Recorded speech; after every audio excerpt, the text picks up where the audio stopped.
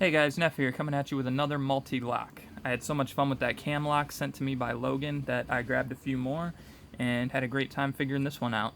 Today we've got the Mul-T-Lock Interactive Plus, and what makes that interactive is, of course, this interactive element on the key, which, as you can see, pushes up. I believe that is to accomplish a higher than max lift on the second pin.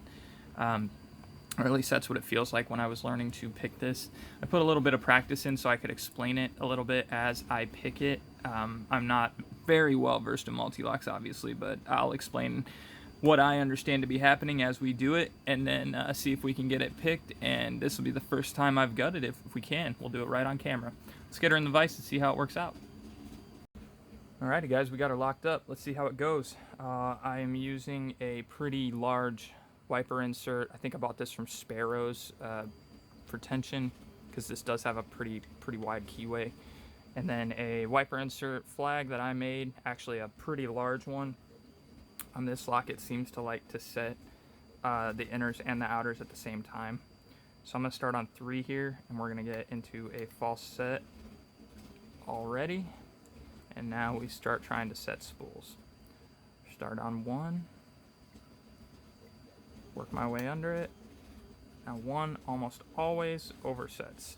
It's stuck up in there, and if I pulse, I just went way deeper than I was with just 3 set. Now I'm going to check 1. It is floppy. Life is good. 2 is that real high interactive element. I usually mess with that last. So we're going to work on 4 and 5 right now. Oops. Alright. We are on 4. We are working the spool, counter rotation.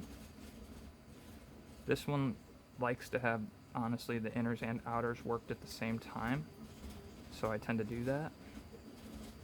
Sometimes I pulse, and sometimes I'm able to just throw it right back up. Now 4 went up, but I didn't get my false set back, so I'm going to pulse. And there it just dropped right back in. We're going to check 4 and see if we actually set it. We did. It feels floppy. No counter rotation. I'm going to move on to 5. Counter rotation. Whoop. Slammed it right up in there. Let's check that inner. Not really feeling anything on that. Check 3. Just make sure everything still feels good. Let's check 1, still floppy. Alright, let's try and mess with this number 2, where the interactive element is on the key. It is a very high lift. You gotta go way up in there. On these Mul-T-Locks, you know, basically pulsing tension and flailing about a little bit sometimes teaches you a lot about what's going on with the lock. I'm being really hard on pin 2, trying to get it up in there. And I'm actually still getting counter rotation. There it went. Alright. So at this point, we are in an even deeper false set. It could just be the inner on 2, but first I'm going to make sure nothing dropped. 3 actually felt like I clicked it up, but it could have just been my pick getting stuck on it. 4 actually did drop a little bit. We just got another click on that. We're going to check 5.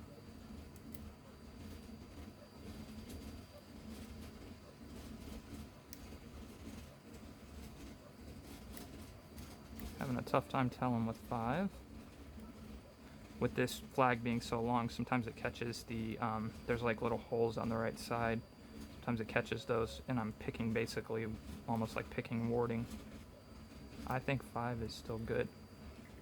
So let's check the inner. Oh, 1 dropped.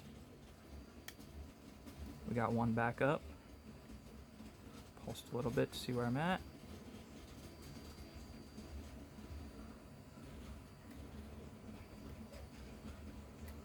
Check that, we're good. Now, this is where this lock gets difficult. It feels like everything's locked up. So you gotta focus on your placement and just start checking stuff. That was the inner for 5. I wasn't feeling it because 1 needed reset again. And I just went back to my really deep false set. My assumption would be that the inner on 2 is all that's left, and that was it. I just tapped the inner on 2 and the thing just flew open. So we are open. So let's zoom it out and get it gutted, see what's inside of it. I'm excited because I've never gutted this lock.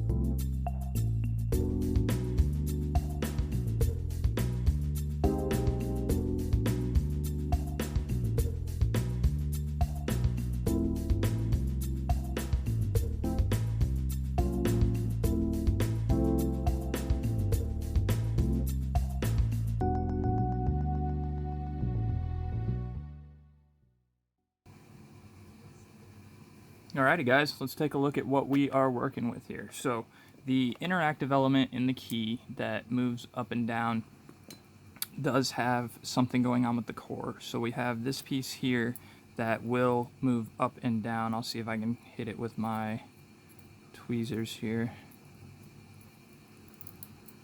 Yeah, see there, goes up, falls down.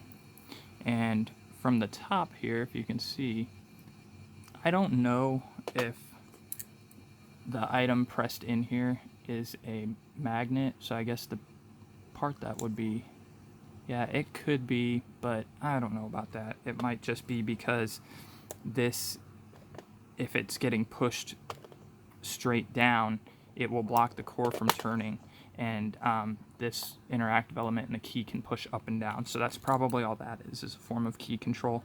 This is the same thing.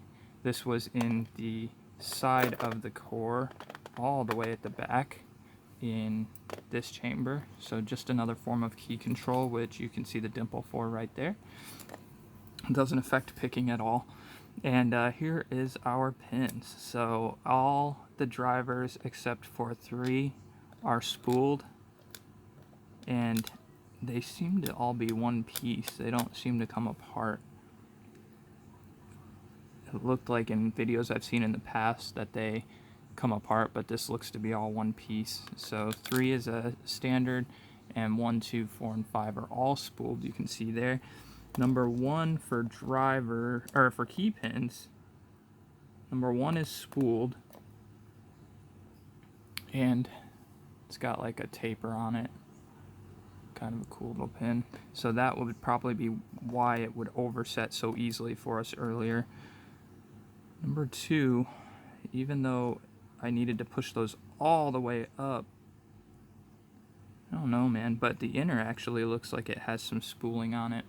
Let's see if you can see that, if we can zoom in on it. There you go. See how it has a break right there? And so maybe it's an overset issue because it sets that way, so maybe it'll catch it if it oversets. Maybe that's not really a spool. This one looks standard. It does have a lip up at the top, but that could be related to the pins. Like I said, I don't know MTL that well. This one also, it goes that way, also has that edge just like on number 2. Oh my gosh, we are out of focus. I apologize about that. Alright, so this one is standard. This one has that edge just like number 2 we looked at. And this one also has that same edge where it tapers down smaller. For key pin number 2, 3, 4, and 5, they all look standard, except this one has the pins just like on that cam lock that fit together like that to make a full outer. Somebody told me that this pin is called a split D. They commented on my video that had the last one in it, and that it is for bump protection. So pretty cool design for that. And that's what's in that. So let's look in here, make sure there's nothing weird going on. You can actually see where that key control bit would stop the core from turning, fits into the core there. this looks to move as well. No, that's just another dimple in there. There are some anti-drill pins stuck up in there for good measure. And that's about it. So, hope you guys like that. I might have an MT5 Plus, the one with sliders, really tough lock. I might be able to do that MTL lock eventually, so that's what we're working towards here. If anybody has any comments, questions, suggestions, or feedback, I'm happy to hear it. You guys have a great day.